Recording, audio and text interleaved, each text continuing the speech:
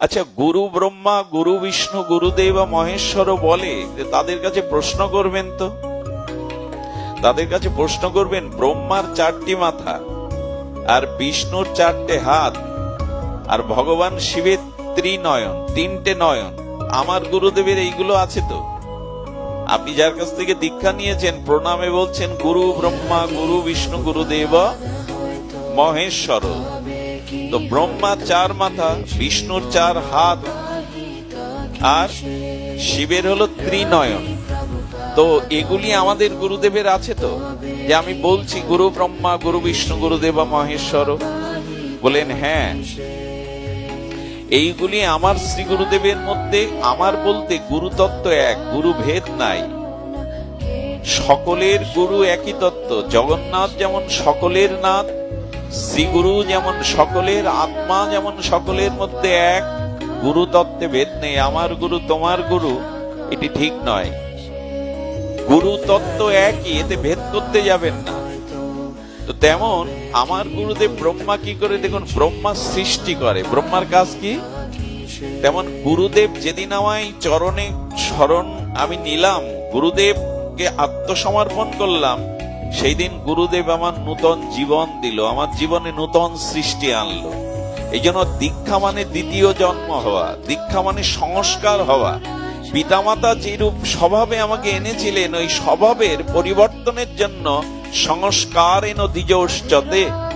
এই জন্য গুরুদেবের কাছে গেলে আমার সৃষ্টি হয়, যা কিছু পুরানো, যা কিছু আমার স্বভাব সংস্কার, গুরুদেব নূতন করে আমাকে আরেকটি জন্ম দেন।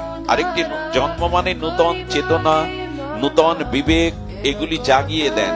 এই জন্য এটা ব্রহ্মার কাজ।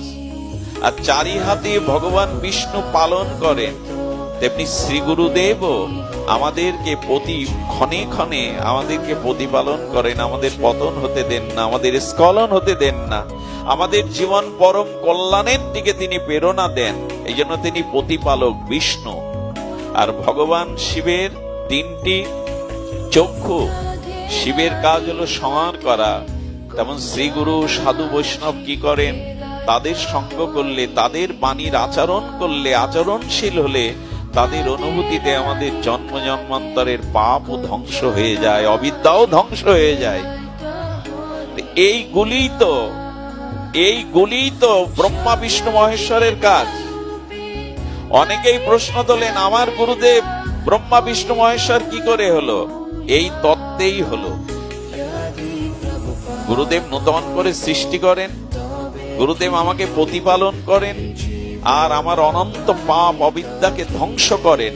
এই জন্য ব্রহ্মা বিষ্ণু মহেশ্বর। দেখুন, গুরু আনুগত্য না নিলে, সাধু আনুগত্য না নিলে কি হবে? আচ্ছা, রাবণের স্ত্রীর নাম কি? মন্দাদরী। 5 সতীর মধ্যে সে একজন কিনা? প্রভাতে তার নাম নিলে মানুষের বিপদ দূর হয়। 5 সতীর মধ্যে অন্যতম মন্দাদরী। রাক্ষস, ভগবত বিরোধী, সীতাহরণকারী রাবণের ঘরে মন্দোদরী কেন? রাক্ষসের স্ত্রী রাক্ষসী হতে বাধ্য হয়নি কেন? আমাদের মন্দাদরী কেন রাক্ষসের ঘরের ঘরণী হয়ে ভগবত বিরুদ্ধ শক্তির ঘরে থেকেও তিনি কেন রাক্ষসী হননি? বলে তার একটাই কারণ, গুরু বাক্য, সাধু বাক্যকে বা পতিব্রতা ধর্মকে মন্দাদরী 16 আনা রক্ষা করেছিলেন। এই জন্য লঙ্কেশের ঘরে থেকেও, রাক্ষসের ঘরে থেকেও তিনি মহাসতী থেকে গেলেন। বুঝতে পারছেন? সাধুগুরু বাণী মানলে আমি রাবণের ঘরের ঘরণী হয়েও সীতাহরণকারী যিনি, জগতের ত্রাস যিনি, সেই রাক্ষসের স্ত্রী রাক্ষসী হওয়াই স্বাভাবিক, কিন্তু তিনি হলেন মহাসতী। আচ্ছা, প্রহ্লাদ কার সন্তান? হিরণ্যকশিপুর দৈত্য রাক্ষস, তার সন্তান কেন ভক্তরাজ প্রহ্লাদ হবে? বলে প্রহ্লাদের মা এবং প্রহ্লাদ গুরু বাক্য, সাধু বাক্যকেই জীবনে ধারণ করেছিলেন। এই জন্য আপনি রাক্ষসের ঘরে, আমি অসুরের ঘরে জন্ম নিয়েও যদি সাধুগুরু বাক্য মানি, আমি রাক্ষস হব না, দৈত্য হব না। জীবনে এটা গ্রহণ করা খুব দরকার।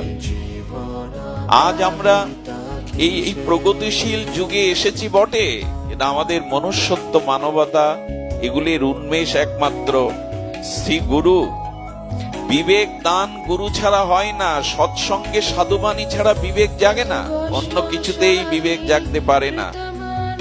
আমি বারবার যে কথাটার দিকে আপনাদের দৃষ্টি বা লক্ষ্য নিয়ে যেতে চাইছি সেটি হলো এই, সাধুগুরুর আদেশকে, নির্দেশকে, বাণীকে জীবনে যতটুকু গ্রহণ করবেন ততটুকু আপনার বিবেক, আপনার চৈতন্য, আপনার জীবনের লক্ষ্যে আপনি পৌঁছাতে পারবেন।